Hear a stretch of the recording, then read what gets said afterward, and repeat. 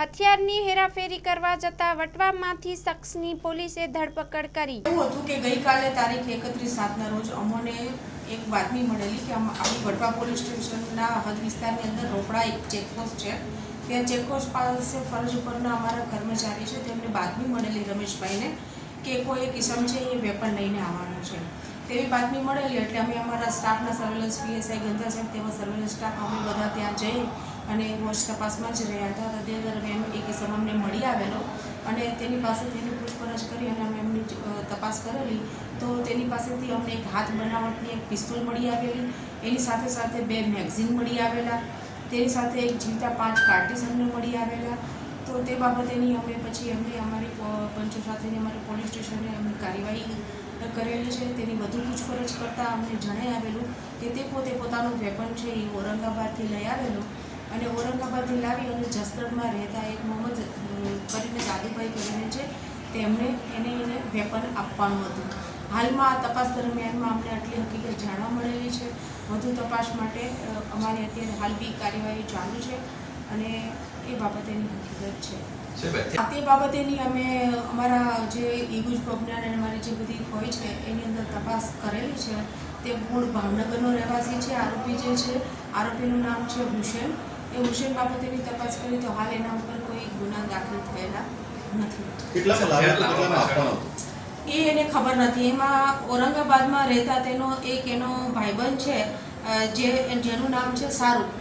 એ શાહરૂખે એને એવું વેપન આપેલી અને કીધેલું કે તારે આ જગ્યાએ જઈ અને આ વેપન તારે આપી દેવાનું છે, ત્યાં તું ઉતરીશ એટલે તને એક ફોન આવશે, એ ફોન છે એમાં આપી દેવાનું છે। આ વેપન ક્યાંથી લાવ્યો છે, કેવી રીતે લાવ્યો છે, કેટલા રૂપિયામાં લાવ્યો છે એ હજુ એ આરોપીએ છે એને પોતે કોઈ જાતની ખબર નથી। એટલે વધુ તપાસ માટે આપણે શાહરૂખ જે છે એ શાહરૂખની પૂછપરછ કરશું તો આપણને જાણવા મળશે કે કેટલા રૂપિયામાં લાવ્યો હતો અને આ જે દાદુને આપવાનો હતો મોહમ્મદ કરીને દાદુને, તો એ દાદુએ શું કામ વેપન મંગાવ્યું હતું, કયા પર્પઝથી મંગાવ્યું હતું, આની પાછળનો આશ્રય શું છે, આ વેપન ખરેખર આ બાબતેનું કોઈ થયું છે તો એ બાબતેની પણ તજવીજ અને પૂછપરછ અને તપાસ હાલ અમારી ચાલુ છે।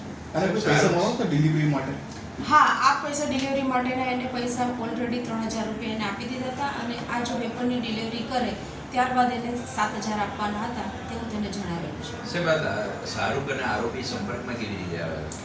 આ આરોપી છે હુસેન કરીને છે, જે હુસેન અબ્દુલ શેખ, એ મૂળ ભાવનગરનો રહેવાસી છે। એ 8-9 મહિના પહેલાં છે એ ત્યાં ઔરંગાબાદ રહેવા માટે ગયેલો છે એની પત્ની સાથે, પરિવાર સાથે, અને ત્યાં એ બધું જે સ્ક્રેપનો જે ધંધો કરે છે ત્યાં એનું મોહમ્મદભાઈ કરીને એની સાથે ત્યાં ડ્રાઇવિંગનો ધંધો કરે છે।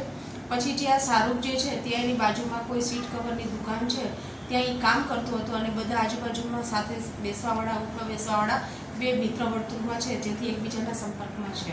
કેરિયર તરીકે કામ કરીને પૈસાની લેતી કરે છે ખરા વસ્તુઓ પહોંચાડવા માટે તેવું કંઈ સામે ના, એવું અત્યારે તો હાલમાં કોઈ જાણવા મળેલું નથી। એ પોતે ત્યાં ઔરંગાબાદમાં બી જે છે એ ઔરંગાબાદની અંદર પણ તે એ ડ્રાઇવિંગનો ધંધો કરે છે, એનો જે શેડ છે જે સ્ક્રેપનો ધંધો કરે છે તેની એ ગાડી ચલાવવાનું એ ડ્રાઇવિંગ તરીકેનું કામ કરે છે ત્યાં। અગાઉ આ રીતે અત્યારે કોઈ જગ્યાએ લાઈન આપ્યું હોય એવું કંઈ પૂછ્યું? ના, અત્યારે હાલ સુધીમાં પૂછપરછ દરમિયાનમાં આપણને જાણવા મળેલું નથી કે એને અગાઉ કોઈ ટ્રીપ કરી છે કે નથી કરી।